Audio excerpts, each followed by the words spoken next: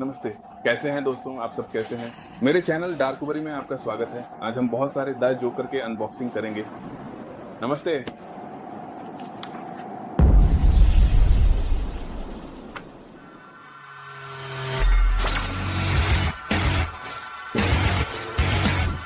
नमस्ते, कैसे हैं दोस्तों? आज के दिन हम कुछ बहुत खास फंको का अनबॉक्सिंग करेंगे जो द जोकर के हैं। अगर आप ध्यान दें तो ये एक विशेष संस्करण है जो केवल टारगेट डायरेक्ट में यहाँ अमेरिका में उपलब्ध है।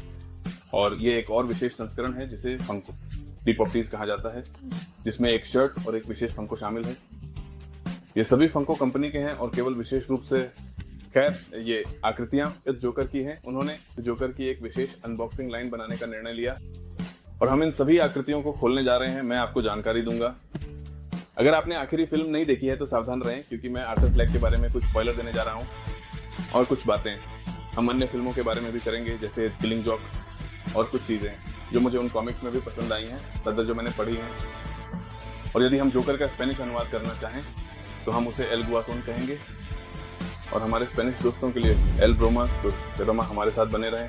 हम इनमें से प्रत्येक को खोलने जा रहे हैं और टारगेट डायरेक्ट और पॉप किड्स के विशेष संस्करणों को भी।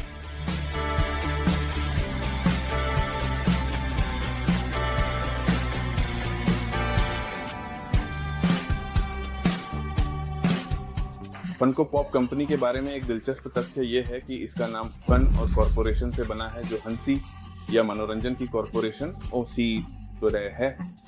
और जो चीज़ मुझे उनके बारे में बहुत पसंद है वह यह है कि वे कहते हैं कि हर किसी के पास कुछ ना कुछ संग्रह करने के लिए होता है। यानी हर किसी के पास हम कुछ ना कुछ संग्रह करते हैं और ये सच है। और फनको के साथ जिनके पास इतनी सारी फ्रेंचाइजी उपलब्ध है, मुझे लगता है कि हाँ ये सच है। हम इस मामले में मेरे पास जोकर का अपना संग्रह है, पीछे मेरे पास फनको का एक प्रभावशाली संग्रह है, मेरे पास बैटमैन का है।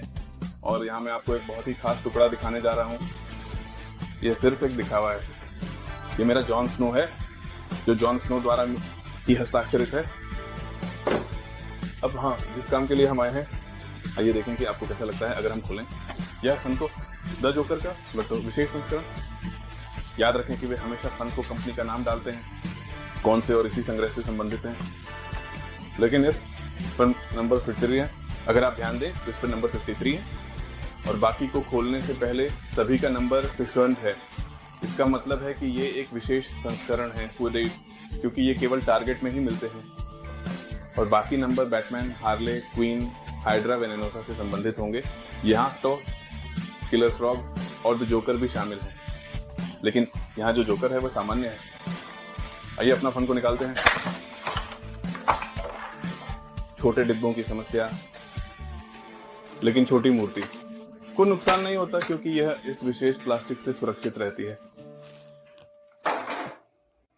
मेरी टुकड़ी धातु की है। अगर आप ध्यान दें तो ये काफी चमकती है। यह टुकड़ी बहुत शानदार है और इसमें द जोकर या एल गुआसोन की विशेष मुस्कान है, जो कि श्रीमान ने कहा है जी हमेशा रखते हैं। और आपसे पूछते हैं कि आपकी हमेशा उदास चेहरा क्यों है ना? क्यों इतना गंभीर? हम दूसरी को खोलने जा रहे हैं।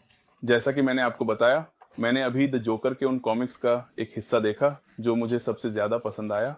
और ये वह जगह है जहां उन्होंने बैटमैन को पकड़ा हुआ है, जोकर और स्पेंटापजारो, और एक विशेष संस्करण में एक साझेदारी होती है जो अभी अभी हार्ले क्विन का निकला है। और इस द जोकर के विशेष में वे बैटमैन को पकड़ लेते हैं और स्पेंटापजारो कहता है चलो उसकी मास्क उतारते हैं, और वह मास्क उतार देता है, लेकिन जोकर को बिना बताए।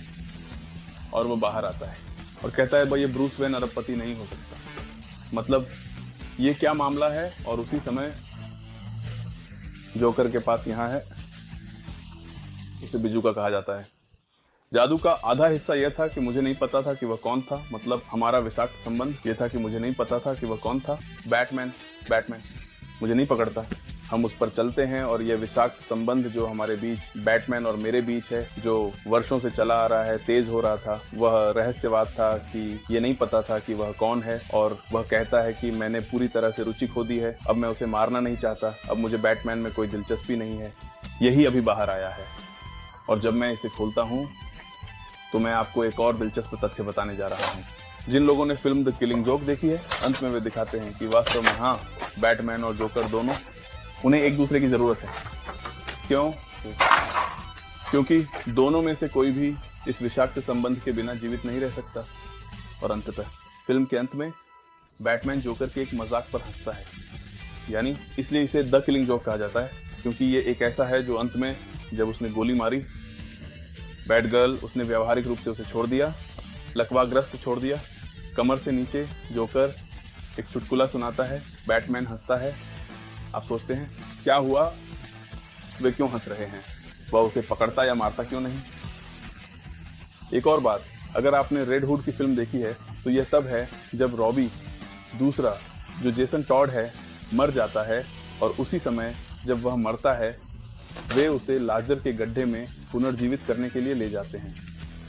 और जेसन टॉड, ठीक है मैं एक छोटा सा ब्रेक लूंगा, यहाँ मेरी छोटी मूर्ति है, मेरा डिब्बा, और मैं आपको दिखाऊंगा कि यह भी लाता है नंबर 38। एक और विशेष संस्करण है, लेकिन यह आर्कम असाइलम के उसी संग्रह से संबंधित है, नंबर 35। यह यहाँ भी उसी तरह है। इस छोटी मूर्ति को केवल टारगेट डाइम में ही पा सकते हैं जैसे ये हैं, और अभी मैं इसे खोलता हूँ क्योंकि इसका रंग इनसे अलग है। यहाँ टी शर्ट है जिसे हम खोलने जा रहे हैं। जब मैं इसे खोल रहा हूँ मैं अपनी बात पूरी करता हूँ। जोकर अपने एक हमले में जेसन टॉड को एक झटका देता है और उसे मार देता है। उसे पुनर्जीवित किया जाता है, और जब वह पुनर्जीवित होता है तो वह बैटमैन के पास जाता है और कहता है, बैटमैन तुम्हारा दत्तक पुत्र, तुमने गुस्से में आकर जोकर को क्यों नहीं मारा। और बैटमैन अपने अडिग नैतिक कोड के साथ कहता है, मैं नहीं मारता। फिर वह रेडवुड से वापस आता है, कहता है ठीक है, अपराधियों को नियंत्रित करने का सबसे अच्छा तरीका है खुद सबसे बड़ा सरगना बनना। और जेसन टॉड रेडवुड से वापस आता है, जो कि गोथम सिटी में सबसे बड़ा सरगना है, और कहता है, मैं जानूंगा कि किसे ड्रग्स वितरित की जाएगी, मैं जानूंगा कि किसे मारा जाएगा, मैं जानूंगा कि किसे लूटा जाएगा, और मैं यह नहीं होने दूंगा कि गरीबों, निर्दोषों और असहायों को लूटा जाए। और अब यहाँ है टी शर्ट जो इस विशेष बॉक्स में आती है, जो निश्चित करती है यह यहाँ आर्कम असाइलम से संबंधित है। जोकर की छवि के साथ ये प्रभावशाली है। बस मैं इसे यहाँ थोड़ी देर के लिए रख रहा हूं ताकि मैं अपनी आखिरी छोटी मूर्ति खोल सकूं। ये भी आर्कम असाइलम की सीरीज फिट 3 से संबंधित है। जोकर का वही विषय, अलग रंग। अगर आप ध्यान दें तो यह पहले से ही एक काला धातु रंग है। सभी का एक ही रूप है, वही हस्ताक्षर श्री सूट जय, जैसा कि वह कहते हैं हार्ले क्विन। अगर आप ध्यान दें, हमारे जोकर के 4 अलग अलग रंग हैं जो हमारे पास हैं।